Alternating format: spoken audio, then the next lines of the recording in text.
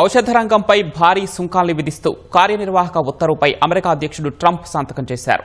అమెరికాతో ధరల ఒప్పందాలు కుదుర్చుకొని విదేశీ ఫార్మా కంపెనీల పేటెంట్ పొందిన మందులపై 100% వరకు టారిఫ్లు విధించాలని ట్రంప్ ఆదేశించారు. ధరల ఒప్పందాన్ని అంగీకరించి అమెరికాలో తయారీ కేంద్రాలను ఏర్పాటు చేస్తామని హామీ ఇచ్చిన సంస్థలకు ఈ సుంకాల నుంచి పూర్తి మినహాయింపు లభించనుంది. కేవలం ప్లాంట్లు నిర్మిస్తూ ఒప్పందాలు చేసుకోని కంపెనీలకు ప్రస్తుతం 20% సుంకం వర్తించనుంది. 4 ఏళ్లలో అది 100%కి చేరనుంది. ఈ సుంకాలు అమల్లోకి రావడానికి పెద్ద కంపెనీలకు 120 రోజులు, ఇతరులకు 180 రోజుల గడువును ట్రంప్ ప్రభుత్వం విధించింది. ఔషధాల దిగుమతులపై ఆధారపడటం జాతీయ భద్రతకు ముప్పు అని భావిస్తున్నందునే ఈ నిర్ణయం తీసుకున్నట్లు ట్రంప్ పేర్కొన్నారు.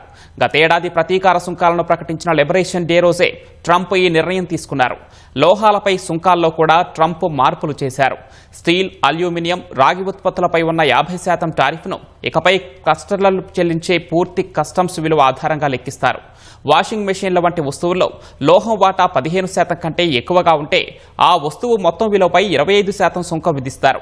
ట్రంప్ సుంకాల వల్ల ప్రపంచ సరఫరా గొలుసు దెబ్బతిని సామాన్యులపై భారం పడుతుందని నిపుణులు హెచ్చరిస్తున్నారు.